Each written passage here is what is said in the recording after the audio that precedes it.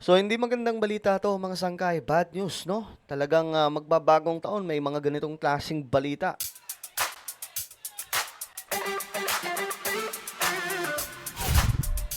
So, kahit anong pilit natin na pampa-good vibes yung hatid natin ngayon ng mga update mga sangkay, pero ang dami pong mga bad news 'no, na lumalabas at ito, importante po ito na malaman ng publiko mga sangkay sapagkat, nangyayari daw po ito ngayon. Anyway, bago tayo magtuloy-tuloy sa mga hindi pa po dyan nakakapag-subscribe sa ating YouTube channel, tayo po ay road to 2 million subscribers na. Padami po tayo ng padami dito sa YouTube. Kaya naman kung gusto mong mapabilang sa patuloy na dumaraming mga solid sangkay, makikita nyo po yung subscribe button sa baba ng video na to. I-click nyo lamang po yung subscribe, i-click ang bell at i-click nyo po yung all. Sa mga nanonood po sa Facebook, i-follow nyo po yung ating Facebook page. Okay, ito na nga mga sangkay ang ganap ngayon, no? Talagang masasabi po nating bad news ito dahil ayon po sa report, ito yung report mga sangkay. Ayon po dito, inalerto ng Department of Health ang lahat ng ospital sa bansa na mas maging mapagbantay ngayong holiday season matapos ang magkasunod na insidente na pagdukot di umano, no? At tangkang pagdukot sa sanggol doon po sa Marikina at Maynila. So, eto, hindi ko alam kung anong modus na naman to mga sangkay. Ayan no, inalerto daw po ng DOH ang mga ospital. O yung may mga anak dyan, no? Ano na naman kayang ano to, mga sangkay, naalala ko na naman yung nangunguha daw po ng bata para kunin yung kidney. May mga ganong klaseng balita mga sangkay. Okay, so sunod-sunod pa ito, ayan no? Matapos ang sunod-sunod na pagdukot. Ngayon, nakala ko baka mali lang yung balita mga sangkay, pero naghanap nga po tayo ng update regarding dyan. Ito mula po sa Inside Marikina. Nagkaroon ng press briefing ang Marikina PNP.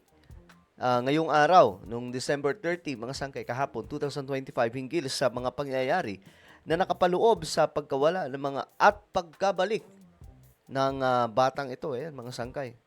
Ang batang ninakaw ng nagpanggap na nurse sa loob ng Amang Rodriguez Memorial Medical Center. O, mag-iingat dyan, no? Yung mga nasa hospital ngayon, mga sangkay, kasi alam nyo, itong panahon natin ngayon, masyado na pong delikado, no?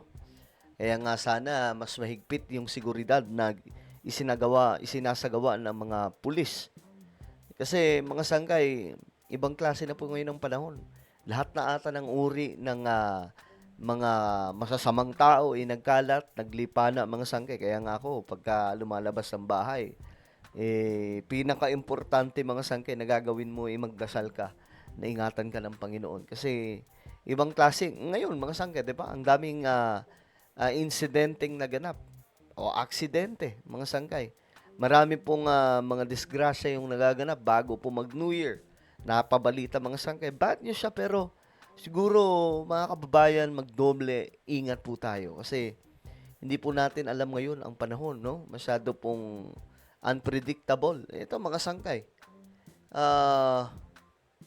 Basahin muna natin itong balita mga sangkay mula sa Abante. Nakakaano to. Ayon dito, ayan mga sangkay, oh.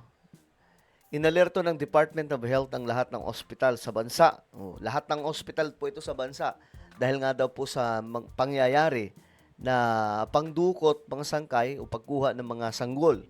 So sa mga kababayan po natin na may mga anak na nasa hospital, please doble ingat, pakibantayan po ang inyong mga anak. Ayon kay Health Secretary Teodoro Herbosa sa isang press conference nitong Martes, isang bagong silang na sanggol ang nadukot mula sa Amang Rodriguez Memorial Medical Center. O ayan na mga sangkay. Sa Marikina mula gabi ng December 26 hanggang madaling araw ng December 27. Nakasuot umano ng scrubs at face mask ang suspect at sinabing isa sa ilalim lamang sa newborn testing ang bata. Sa tulong ng CCTV footage, natuntun ng pulisya ang sospek sa Pasig City at ligtas na nabawi ang sanggol nitong December 29. Grabe, no? May pambihira mga sanggay. Ibang klase talaga itong mga taong to.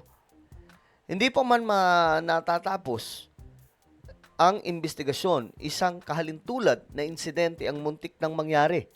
Ito, muntika na mangyari mga sangkay sa Tondo Medical Center sa Maynila noong madaling araw ng December 29.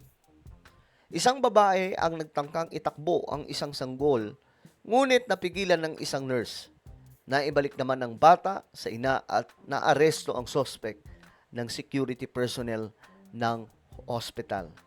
So ito po ay nangyayari ngayon, so doble ingat po talaga, ibang klase po itong mga taong to, no? Ano kaya ang trip ng mga ito? Baka naman, mga sanggay, part sila ng isang grupo o isang malaking sindikato. Diba? Hindi natin alam kasi ibang klase itong mga to. Sunod-sunod, mga sanggay. Kinumpirma ng pulisya na parehong nasa kustodiya na ang dalawang sospek at nahaharap sa mga kasong kidnapping at attempted kidnapping ayon sa mga otoridad. Parehong nakaranas ng miscarriage ang mga sospek. At may ilang kaso rin kung saan balak sanang ibenta. Tindi, no? Balak sanang ibenta, oh. Itong mga batang to, mga sangkay, pambihira. Asan kaya yung puso ng mga to, no?